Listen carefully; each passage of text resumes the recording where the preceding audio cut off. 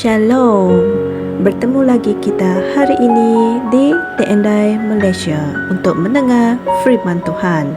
Haleluya. Hari ini adalah 2 Ogos dan Pastor Chris telah berkongsikan satu mesej, iaitu ujilah imanmu sendiri. Ujilah imanmu sendiri. Haleluya. Ayat pembukaan kita dari 2 Korintus 13 ayat 5 berkata, ujilah dirimu sendiri, sama ada kamu berada di dalam iman, buktikanlah dirimu sendiri. Puji Tuhan. Ada orang yang menyangka Tuhan membenarkan musibah terjadi atau yang bertanggungjawab menyebabkan kecelakaan berlaku kepada orang ramai. Hal ini adalah seperti seseorang yang meratapi, aku melayani Tuhan dengan sepenuh hatiku, bekerja untuk Dia setiap hari, namun Dia telah membenarkan iblis membunuh bayiku. Tetapi hal itu adalah tidak benar. Tuhan tidak bertanggungjawab ke atas kejahatan atau kecelakaan yang dialami oleh orang ramai. Hal tersebut tidak selaras dengan sifatnya. Dia sendiri adalah kasih, tiada kegelapan dalam dirinya. Apa-apa yang kamu telah alami di mana ianya tidak selaras dengan peruntukan Kristus dalam Injilnya, ketahuilah bahawa hal-hal tersebut tidak datang daripada Tuhan. Hidup adalah rohani dan kamu bertanggungjawab ke atas hidupmu. Perkara-perkara yang berlaku terhadap kamu, ia adalah mengenai imanmu dan bagaimana kamu menggunakannya. Dalam Matius 17 ayat 20, Yesus berfirman, sebab sesungguhnya aku berkata kepadamu, jika kamu mempunyai iman sebesar biji sawi, kamu akan berkata kepada gunung ini, pindah dari sini ke sana, dan ia akan pindah, dan takkan ada yang mustahil bagimu. Haleluya. Ini adalah satu pengisytiharan yang berdaulat. Jadi, persoalannya adalah, apa yang kamu lakukan dengan imanmu? Bagaimana kamu membuatkan imanmu bekerja? Alkitab mengatakan, tetapi orang yang benar akan hidup oleh iman. Ibrani 10 ayat 38. Menggunakan imanmu untuk menangani krisis kehidupan setiap hari adalah tanggungjawab kamu.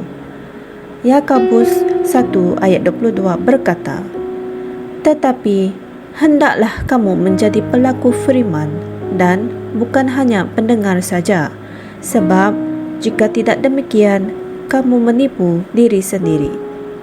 Itulah kuncinya, yaitu melakukan firman. Kamu mengerjakan imanmu dengan melakukan firman. Kita adalah pelaku firman. Haleluya. Sekiranya keadaan tidak berjalan lancar seperti yang kamu harapkan, ianya bukan disebabkan oleh kesilapan Tuhan, kerana Dia adalah Tuhan yang sempurna. Oleh kerana Dia adalah Tuhan yang sempurna, maka kamu perlu memeriksa tempat lain untuk mengetahui apa yang silap. Hal ini mungkin sebab kamu tidak cukup memahami Dia atau firman-Nya. Mungkin juga kamu tidak melakukan apa yang Dia telah katakan dengan betul, atau mungkin kamu melakukannya pada masa yang salah. Oleh itu, perkara betul yang kamu harus lakukan adalah untuk memeriksa imanmu sendiri, seperti apa yang dibaca dalam ayat Injil tema kita. Puji Tuhan. Kehidupan iman yang diberikan kepada kita bukanlah suatu penipuan. Tuhan tidak bersembunyi di sebalik iman supaya Dia tidak perlu melakukan apa yang Dia telah katakan. Iman sentiasa membuahkan hasil.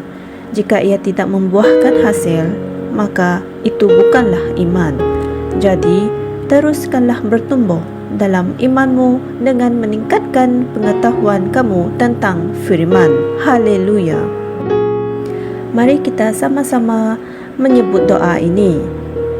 Ya Bapa, Engkau adalah sempurna dan di dalam Engkau tidak ada perubahan atau bayangan peralihan. Aku menjaga hidupku, memperkembangkan imanku melalui firman dan mengukuhkan imanku dengan mengerjakannya. Oleh itu, aku menghasilkan kemenangan dan kejayaan dalam setiap situasi dan keadaan. Dalam nama Yesus. Amin. Mari kita sama-sama membuat kajian tambahan dari Mazmur 18 ayat 30, 2 Korintus 1 ayat 20, Ibrani 13 ayat 8, Matius 24 ayat 35, Yakobus 1 ayat 17. Semoga hari Anda sentiasa diberkati. Haleluya. Kami percaya saudara-saudari semua telah diberkati dengan perkongsian firman dari Rhapsody Reality. Bagi sesiapa yang ingin menjadikan Yesus Kristus sebagai Tuhan dalam kehidupanmu, kamu boleh mengucapkan doa ini bersama dengan saya. Ya Tuhan Allah, aku mempercayai Yesus Kristus, Anak Allah yang hidup dengan sepenuh hatiku. Aku percaya Dia telah mati untukku dan Allah telah membangkitkan Dia dari kematian. Aku percaya Dia hidup hari ini. Aku mengaku dengan mulutku bahwa Yesus Kristus adalah Tuhan dalam hidupku mulai dari hari ini.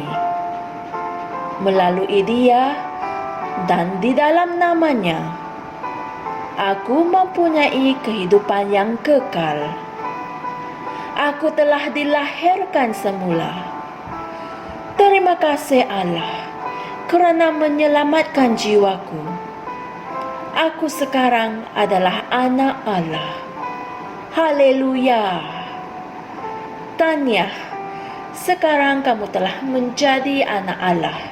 Untuk apa-apa sebarang pertanyaan atau untuk mendapatkan lebih banyak maklumat mengenai bagaimana untuk bertumbuh sebagai seorang Kristian, Anda semua boleh hantar mesej di akaun Facebook kami atau email kami di tni.msia@gmail.com. Sekali lagi, tni.msia@gmail.com. Tuhan berkati Anda semua.